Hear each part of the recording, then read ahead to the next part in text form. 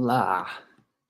Hello, everyone. If anyone's watching, I'm just going to do this. I don't have a whole lot of time. It's like trying to stream last night, but we have a show today, so I have to leave in probably an hour. But I thought maybe I have time to do this. And I wanted to do this, and I'll probably forget if I don't. So I listened to it in audio. I've never read through the second Jungle Book. I've read through most of the first one, but there's so many good stories in those.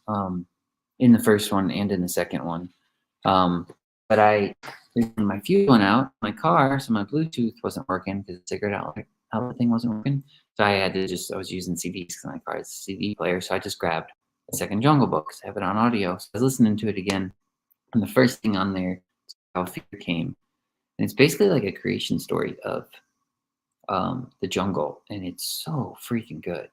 So I thought I would read it because it just seems, I feel like people would like it because there's a lot of parallels and similarities that you get from the Garden of Eden story, sort of, but at the same time it's different enough to where it doesn't feel like he's necessarily intentionally doing that or trying to like rewrite it in a different way. It seems like he's kind of, hey Teo, how are you doing? So it just seems like he's kind of, it seems like he's just creative, honestly. But so basically, I'll try to give a brief summary. So basically, it starts out, and it's, if you have seen the live action Disney Jungle Book, it's kind of, this story starts with that, kind of the same way that one does. And basically, there's this rock, and the rock is in the watering hole. Then when the rock gets exposed, or at like to a certain level on it, it's called the Peace Rock. And so then the elephant, who's like basically kind of the king of the jungle, but you know what I mean. He's the big guy. He will declare that it's peacetime now, and so all hunting is suspended because there's a time in the jungle where everything is subject to one law, basically, and I guess it's kind of like the law of death. But then I'll read this thing. By the law of the jungle, it is death to kill at the drinking places when once the water truce has been declared. The reason of this is that drinking comes before eating. Everyone in the jungle can scramble along somehow when only game is scarce, but water is water, and when there is but one source of supply, all hunting stops while the jungle people go there for their needs. So basically that gets declared. There's hunting ceases, and then you go through and they're talking back and forth and stuff, and then Shere Khan shows up and he's bragging about how he's just killed a person. And he says, I didn't even kill him to eat, kill him for fun. And then an elephant, Hathi, so they're speaking back and forth, and he says, I killed for choice, not for food. Now I come to drink and make me clean again. I'll just read this part. Is there who forbid? Bagheera's back began to curve like a bamboo in high wind, but Hathi lifted up his trunk and spoke quietly. Thy kill is from choice, he asked. And when Hathi asks a question, it is best to answer. Even so, was my right and my night. Thou knowest, O Hathi, Shere Khan spoke almost courteously. Yes, I know, Hathi answered, and after a little silence, hast thou drunk thy fill? For tonight, yes. Go then, the river is to drink and not to defile. None but the lame would so have boasted of his right at this season when we suffer together. Man and jungle people alike, clean or unclean, go to thy lair, Shere Khan. So he basically tells him, get out of here, scram. So Shere Khan leaves, but he basically is coming down to the watering hole, like washing the blood off his hand.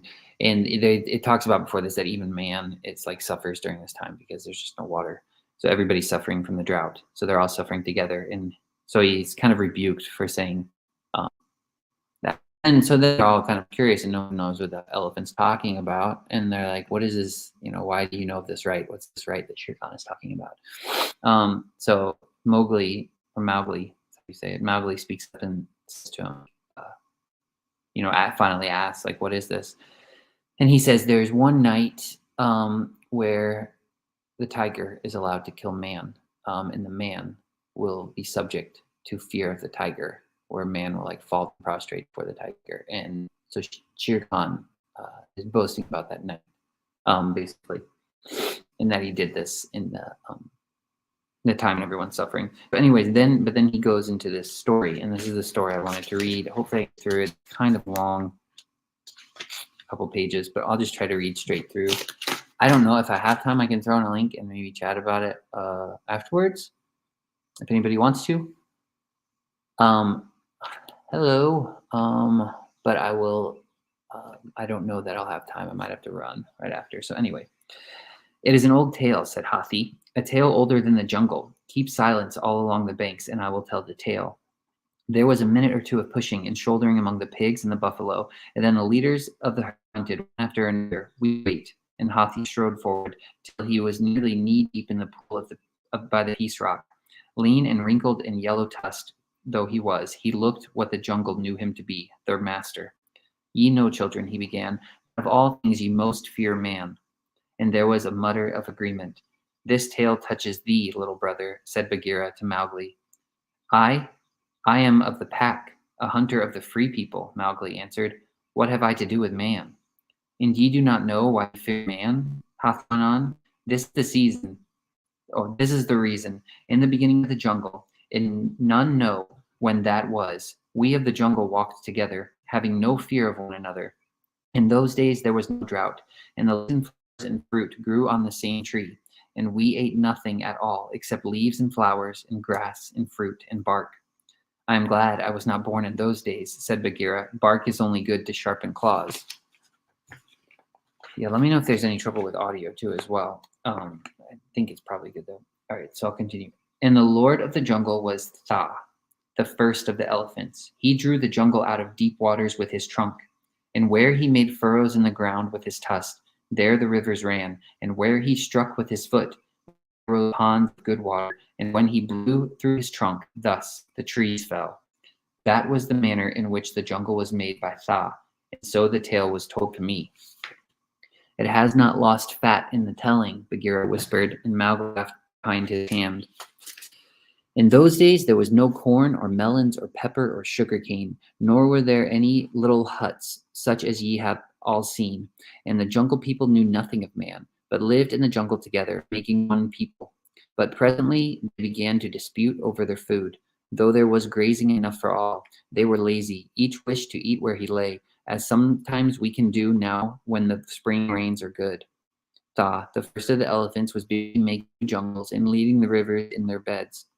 He could not walk in all places, therefore he made the first of the tigers the master of the jungle, the master and judge of the jungle, to whom the jungle people should bring their disputes.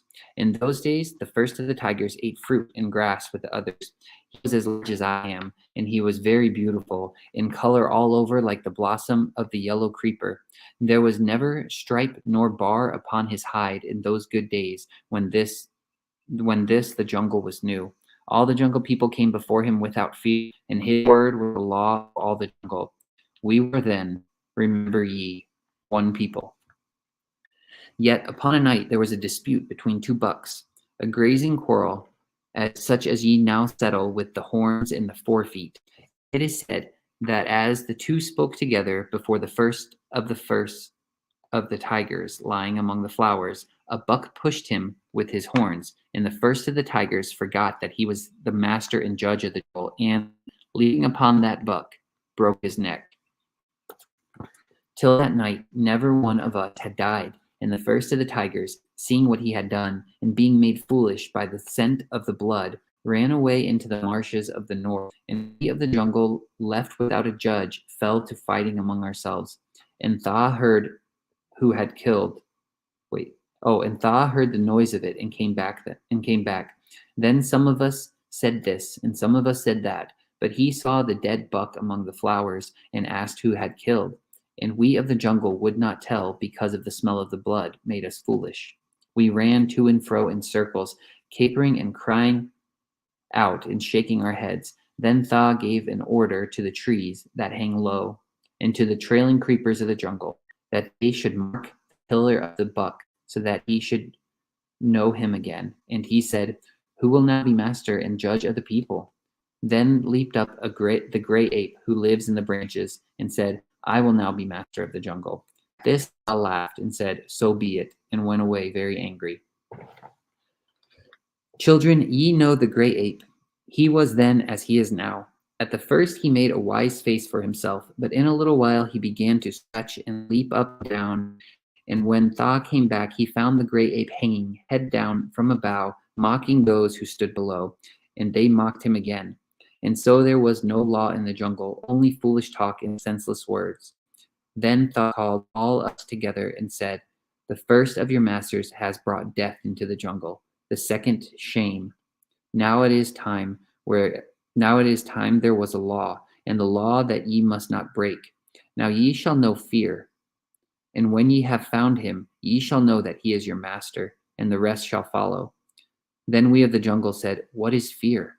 And Tha said, "Seek till ye find." So we went up and down the jungle seeking for fear, and presently the buffaloes.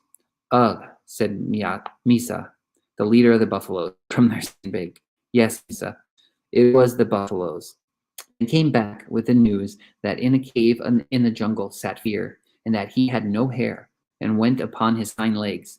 And we of the jungle followed the herd, till we came to that cave, and Fear stood at the mouth of it. And he was, as the buffaloes had said, hairless, and he walked upon his hinder legs. When he saw us, he cried out, and his voice filled us with the fear that we have now of that voice when we hear it. And we ran away, tramping upon and tearing each other because we were afraid. That night, so it was told me, we of the jungle did not lie down together as used to be our custom, but each tribe drew off by itself, the pig with the pig, the deer with the deer, the horn to horn, hoof to hoof, keeping like to like, and so lay shaking in the jungle. Only the first of the tigers was not with us, for he was still hidden in the marshes of the north. And when word was brought to him of the thing we had seen in the cave, he said, "I will go to this thing and break his neck." So he ran all night till he came to the cave. But the trees and the creepers on his path, remembering the order that Tha had given, let down their branches and marked him as he ran, drawing their fingers across his back, his flank, his forehead, and his jowl. Wherever they touched him, there was a mark and stripe upon his yellow hide, and those stripes do this children wear to this day. When he came to the cave, Fear, the hairless one, put out a hand and called him, "The striped one that comes by night." And the first of the tigers was afraid of the hairless one, and ran back to the swamps howling. Mowgli chuckled quietly here, his chin in the water. So loud did he howl that Tha heard him and said, "What is thy sorrow?" And the first of the tigers, lifting up his muzzle to the new-made sky, which is now so old, said, "Give me back my power, O Tha. I am made ashamed before all the jungle, and I have run away from the hairless one, and he has called me a shameful name." "And why?" asked Tha. "Because I am smeared with the mud of marshes," said the first of the tigers. "Swim then, and roll on the wet grass, and if it be mud, it will wash away," said Tha. And the first of the tigers swam and rolled upon the grass till the jungle ran round and round before his eyes, but not one little bar upon all his hide was changed. And Tha, watching him, laughed. Sorry for the noise.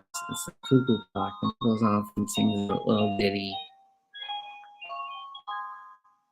All right, it's done. Hopefully that wasn't too loud. I don't know.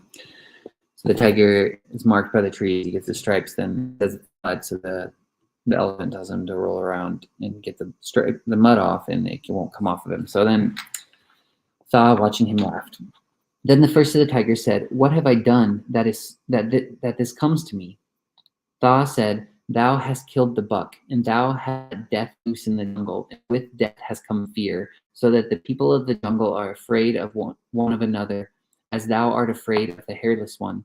The first of the tigers said, "They will never fear me, for I knew them since the beginning." Tha said, Go and see."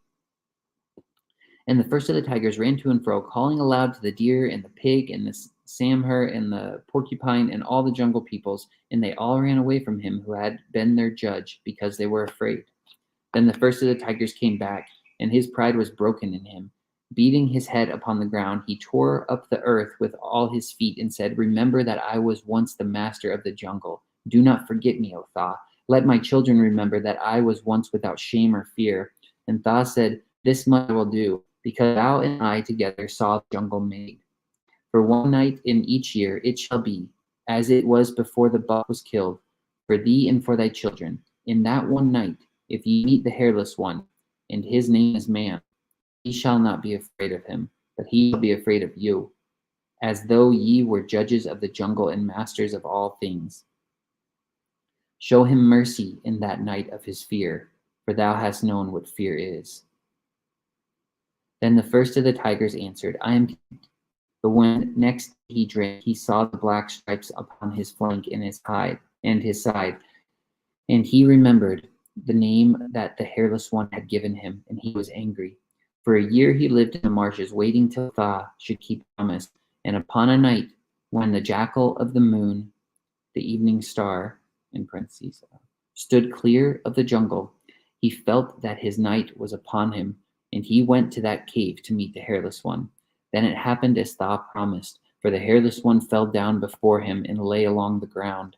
And the first of the tigers struck him and broke his back, for he thought that there was but one such thing in the jungle, and that he had killed fear. Then, nosing above the kill, he heard coming down from the woods of the north, and presently the voice of the first of the elephants, which is the voice that we hear now. The thunder was rolling up and down the dry, scarred hills, but it brought no rain, only heat. Lightning flickered along the ridges, and Hathi went on. That is the voice he heard, and it said, Is this thy mercy? The first of the tigers licked his lips and said, What matter? I have killed fear. And Tha said, O blind and foolish, thou hast untied the feet of death. He will follow thy trail till thou diest. Thou hast taught man to kill. The first of the tigers, standing stiffly to his kill, said, He is as the buck was. There is no fear. Now I will judge the jungle peoples once more. And Tha said, Never again shall the jungle peoples come to thee. They shall never cross thy trail, nor sleep near thee, nor follow after thee, nor browse by thy lair. Only fear shall follow thee, and with a blow that thou canst not see, he shall bid thee wait his pleasure. He shall make the ground to open under thy feet, and the creeper to twist about thy neck, and the tree trunks to grow together about thee higher than thou canst leap. And at that last he shall take thy hide to wrap his cubs when they are cold. Thou hast shown him no mercy, and none will he show thee. The first of the tigers was very bold, for his night was still on him, and he said, The promise of Tha is the promise of Tha. He will not take away my night. And Tha said, The one night is thine, as I have said, but there is a price to pay. Thou hast taught man to kill, and he is no slow learner. The first of the tigers said, He is here under my foot, and his back is broken. Let the jungle know that I have killed fear. Then Tha laughed and said, Thou hast killed one of many, but thou thyself shalt tell the jungle, for thy night is ended. So the day came, and from the mouth of the cave went out another hairless one, and he saw the kill in the path, and the first of the tigers above it, and he took a pointed stick. They throw a thing that cuts now, said Ikki, rustling down the bank, for Ikki was considered uncommonly good eating by the Gonds. They called him Ho Igu, and he knew something of the wicked Gandhi axe that whirls across a clearing like a dragonfly. It was a pointed stick, such as they put in the foot of a pit trap, said Hathi, and throwing it, he struck the first tiger deep in the flank. Thus it happened as Tha said, for the first of the tigers ran howling up and down the jungle till he tore out the stick, and all the jungle knew that the hairless one could strike from far off, and they feared more than before. So it came about the first of the tigers taught the hairless one to kill. And ye know what harm that has since done to all our peoples, through the noose, and the pitfall, and the hidden trap, and the flying stick, and the stinging fly that comes out of the white smoke, Hathi the rifle, and the red flower that drives us into the open. That for one night in a year the hairless one fears the tiger, as Tha promised, and never has the tiger given him cause to be less afraid. Where he finds him, there he kills him, remembering how the first of the tigers was made ashamed. For the rest, fear walks up and down the jungle by day and by night. Ahi, ahu, said the deer, thinking of what it all meant to them. And only when there is one great fear over all, as there is now, can we of the jungle lay aside our little fears and meet together in one place as we do now. Man, that's good. For one night only does man fear the tiger? Asked Mowgli. For one night only, said Hathi. But all the jungle knows that Shere Khan kills man twice and thrice in a moon. Even so, then he springs from behind and turns his head aside as he strikes, for he is full of fear. If man looked at him, he would run. But on his night, but on his one night, he goes openly down to the village. He walks between the houses and thrusts his head in the doorway, and the men fall on their faces, and there he does his kill. One kill on that night. Oh, sickly to himself, rolling over in water. Now I see why it was Shere Khan bade me to look at him. He got no good of it, for he could not hold his eyes steady, and I certainly did not fall down at his feet. But then I am not a man, being of the free people. Said Bagheera, deep in his furry throat, does the tiger know his night? Never till the jackal of the moon stands clear of the evening mist. Even it falls in the dry summer and sometimes in the wet rains, this one night of the tiger. But for the first of the tigers, this would never have been, nor would any of us have known fear. The deer grunted sorrowfully, for Bagheera's lips curled in a wicked smile. Do men know this tale? Said he. None know it except the tigers, and we, the elephants, the children of Tha. Now ye by the pools have heard it, and I have spoken. Hathi dipped his trunk into the water as a sign that he did not wish to talk. But, said Mowgli, turning to Baloo, why did not the first of the tigers continue to eat grass and leaves and trees? Did he but break the buck's neck? He did not eat. What led him to the hot meat? The trees and the creepers marked him, little brother, and made him the striping that we see. Never again would he eat their fruit. But from that day he revenged himself upon the deer and the others, the eaters of the grass, said Baloo. Then thou knowest the tale, hey? Why have I never heard? Because the jungle is full of such tales. If I made a beginning, there would never be an end to them. Let go my ear, little brother. So I'll read this, and then I'll read I'll end this actually. Let me see if I can. I'm just gonna look this up. Because I want to read this poem afterwards. Let me make sure this is it. Into this. I think this is still part of it. It's basically just kind of like a song thing, but I'll read it. He's got good songs in here too. I mean, I like Rudyard Kipling. So this is the Law of the Jungle. Just to give you an idea of the variety of jungle law, I have translated into verse. Baloo always recited them in a sort of sing-song. A few of the laws that apply to the wolves. There are, of course, hundreds and hundreds more, but these will do for specimens of the simpler rulings. Now this is the law of the jungle, as old and as true as the sky. And the wolf that shall keep it may prosper, but the wolf that shall break it must die. As the creeper that girdles the tree trunk, the law runneth forward and back. For the strength of the pack is the wolf, and the strength of the wolf is the pack. Wash daily from nose tip to tail tip. Drink deeply, but never too deep. And remember the night is for hunting, and forget not the day is for sleep. The jackal may follow the tiger, but cub, when thy whiskers are grown, remember the wolf is a hunter. Go forth and get food of thine own. Keep peace with the lords of the jungle, the tiger, the panther, the bear. And trouble not Hathi the silent, and mock not the boar in his lair. When pack meets with pack in the jungle, and neither will go from the trail, lie down till the leaders have spoken. It may be fair words shall prevail. When ye fight with the wolf of the pack, yet him alone and afar, lest others take part in the quarrel, and the pack be diminished by war. The lair of the wolf is his refuge, and where he has made him his home. Not even the head wolf may enter, not even the council may come. The lair of the wolf is his refuge, but where he has digged it to plain, the council shall send him a message, and so he shall change it again. If ye kill before midnight, be silent, and wake not the woods with your bay, lest ye frighten the deer from the crops, and the brothers go empty. You may kill for yourselves and your mates, and your cubs as they need, and ye can. But kill not for pleasure of killing, and 7 times never kill man. If ye plunder his kill from a weaker, devour not all in thy pride.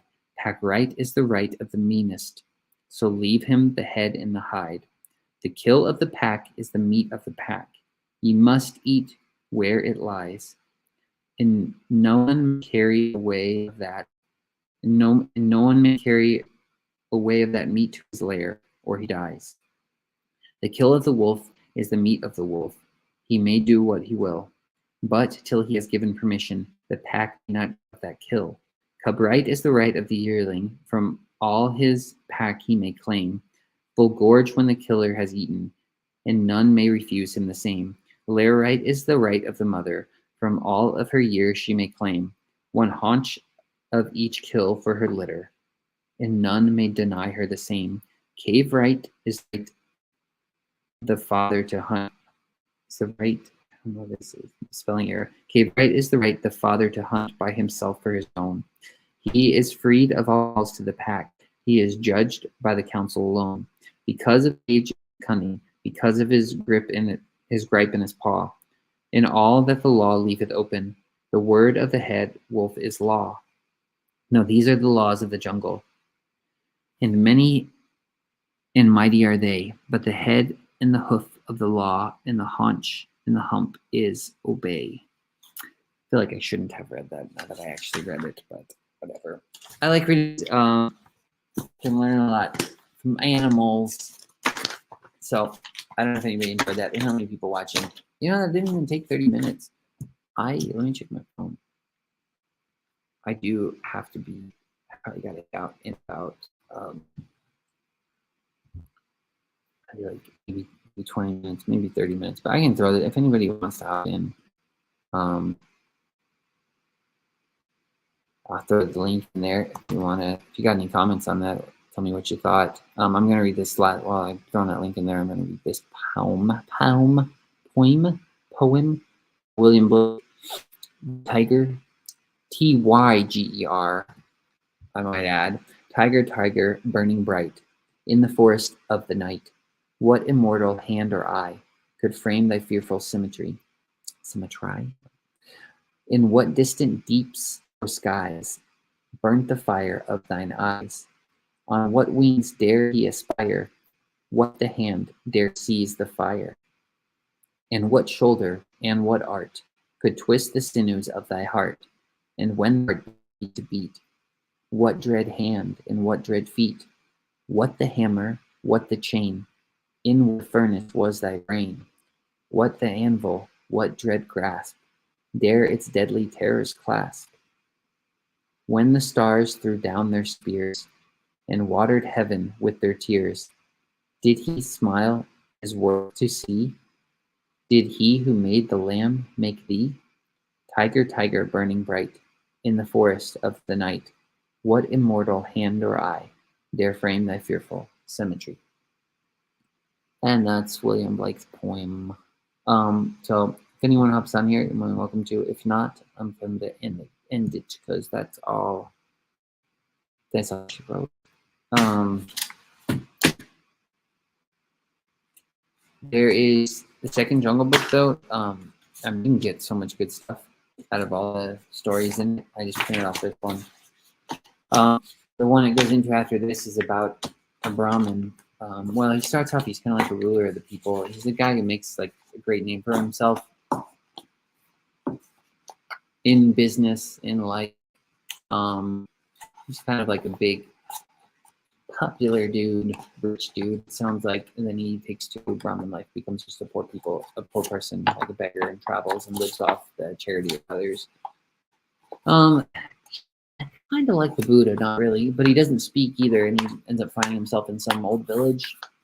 In the village, people are excited that a Brahmin's there, and he basically lives in the woods with the animals, and he just has a little bowl where people give him charity, and then he lives off that. And then one night, the end of his life, the animals come to him, and there's like the rocks are like an earthquake or something, and the mountain's gonna crumble. So he runs down and warns all the village people that have been like taking care of him those last years of his life and stuff. And so they all flee. and they get to safer ground, and then their whole village is destroyed. So I just spoiled that story for you. But there's a lot. I mean, that's the thing though. When you listen to these stories, there's like, if you're listening, you can listen because there's certain themes that are just so freaking good, and just things you would highlight. So this second story, then the third story goes into. The third story is really good. I normally like the ones that are like the Jungle Book we know of, like the Disney story where it's got Mowgli and stuff. Because in the Jungle Book, it goes through each chapter is like a different story.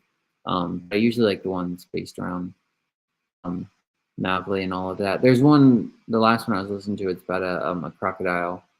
And he's like this ancient crocodile it's just so good, man. It's so freaking good. You could talk about this stuff forever. It's like that he's like the fear of the people. The village is actually named after the crocodile, so it's like the village is named the same, whatever the Indian word was for that or something. But they build a bridge in the village, and so the people don't fear him, or he basically. But the way the crocodile's talking about it is like they don't worship anymore. They don't reverence him. They don't honor him. Because now they can just walk over the bridge and they don't have to. And there's no dread of this crocodile that they need to give offerings to or like pay homage. And so it's just, I don't know, but just that whole concept is just so much fun to think about. It's crazy to think about. And the fact that the entire village is named kind of the name of the village is based on that. What else? I'm trying to remember because I don't think that was the other story. Like there was another story that really stood out to me. I don't think that one was it. I can't remember. I'm drawing a blank right now. Sorry. But there's another one. I don't know. I should maybe go through and just read more if I get the time. But I know there was one about where it talks about this dagger. I think it's a dagger. Maybe not. I can't remember. But somewhere they find gold, and it's basically just tracking. The story just follows this gold, and it just man and people each other. Or that's the story. I'm glad it came back to me. I think it's called "Let the Jungle In," and it's so good. There's a quote in there that I just love. Let's see if I can find it real quick. Fed thee with milk, not food. I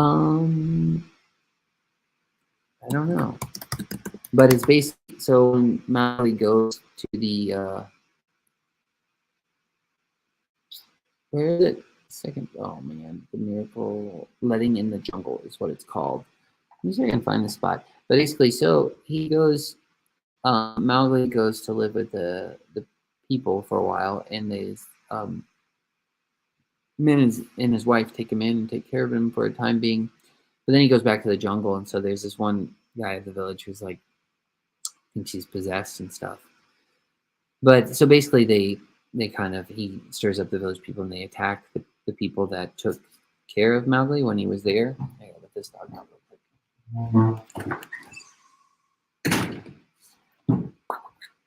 Don't poop in the house. Yeah, here's it. But I just love this quote. But he goes back and so Mowgli goes to see, and he sees his mother, like his human mother, not his wolf mother. Why these things? Why have they tied thee? He asked after a pause. To be put to death for making a son of thee. What else? Said the man sullenly. Look, I bleed. Mesua, that's his mother. Mesua said nothing, but it was at her wounds that Mowgli looked, and they heard him grit his teeth when he saw the blood. Whose work is this? Said he. There is a price to pay. The work of all the village. I was too rich and had too many cattle. Therefore, and I are witches because we gave thee shelter. I do not understand. Let Mesua tell the tale. And this is the part. This is the line I just freaking love. I gave thee milk, Nathu. Dost thou remember? Mesua said timidly. Because thou wast my son, whom the tiger took, and because I loved thee very dearly. They said that I was thy mother. the mother of a devil, and therefore worthy of death. And what is a devil? Said Mowgli. Death I have seen. And that's that. So I'll end it. That's a good note to end on.